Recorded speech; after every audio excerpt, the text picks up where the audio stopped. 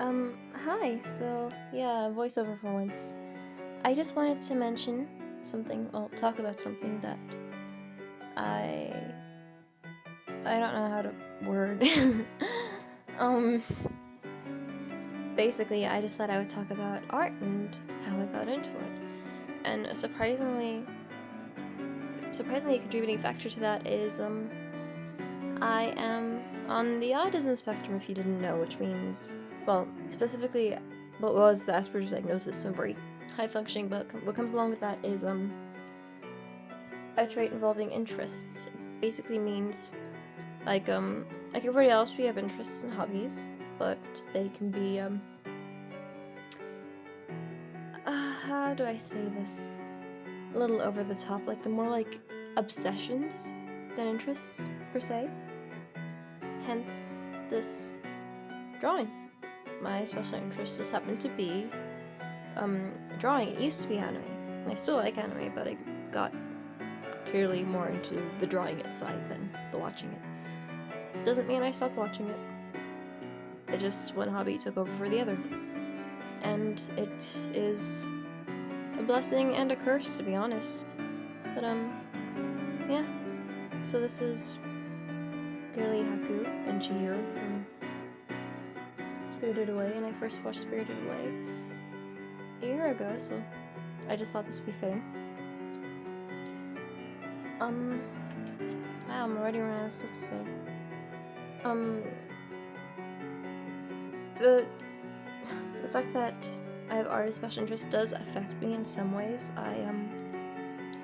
I can spend upwards of 6, 7, 8, 12 hours at my desk a day, just drawing, just painting. And I did this painting in 2 days in 2 8-hour sittings. Obviously, it jumps and cuts a lot because I'm running to get tea, then I'm coming back, then coffee, and coming back, or any hot beverage, really.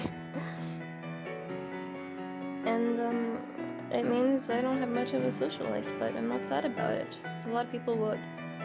Like, if you meet somebody else's spectrum who has a special interest, it's very time-consuming. Like, writing, like, they would say the same thing. They sit down alone for hours and feel fine.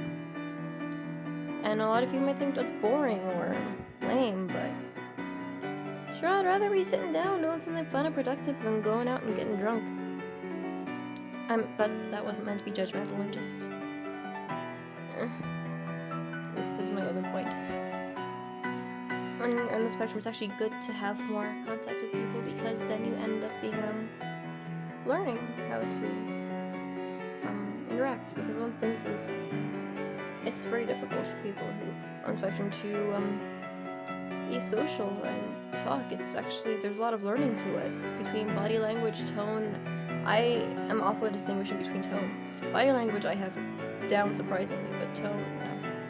Raise your voice at me in excitement and I will be scared as if you're angry at me. Which is another point. It's why I'm doing a voiceover for the first time in like 2 years. And I even privated that one because I was so self-conscious about how it was. So I just thought it would be, I don't know. I don't even know what I'm going to title this. Speed paint plus autism, how it affects me. That sounds so interesting.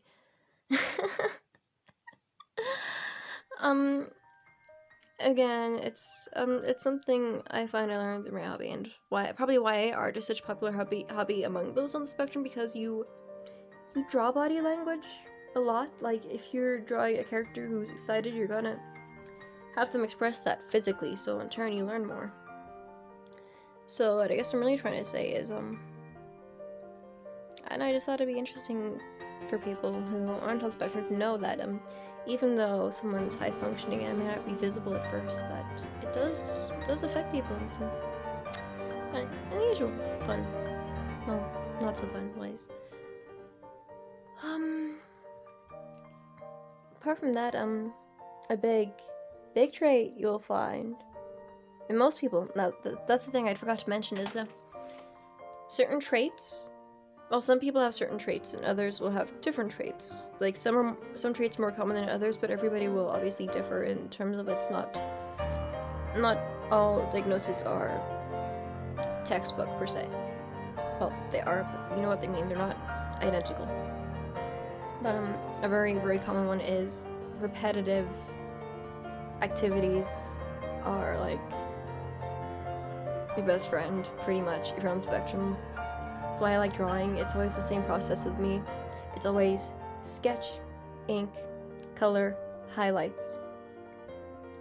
And that over and over and over and over again for the past... Oh, I was 14 when I started drawing, so 6 years now.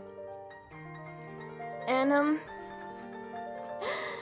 it doesn't sound very fun, I know, but it is, trust me. And message I'd like to get across with that is, you can use these special interests or hobbies to your advantage. Like, rather than just keeping it as a hobby, turn it into a career. Like, I've been trying to, I've been doing commissions here and there, trying to get my work out. And some days it pays off, some days it doesn't. But that's no different from what everybody else deals with. So why should it be any different? This is what I mean by words are hard. How would you like my doodles? Yeah, that is me, that is what I look like. Yeah, I made a longer video hoping I'd have loads of time to talk about this, but I might have overshot this a little bit. All I can say is to other people who are facing the same thing is, try to get out there or focus more on your hobby, or just don't let it get to the point where it's unhealthy, because I find that's another thing a lot of people tend to do, is they get so into it that they completely cut out people, they completely cut out everything, and that's never any fun now, is it? I think that's all I'm gonna say, really. I'm just gonna leave you to whatever background music I decide to put in, because I'm out of words. They have failed me once again. Anyway, ciao, enjoy the rest of speed paint. It's literally just me fighting my watercolors and hoping they do what I want them to. And I had a lot of fun. I've never painted a dragon before, which was, well, I have. I've drawn a dragon before, I haven't painted one. So this was interesting to say the least. Ciao.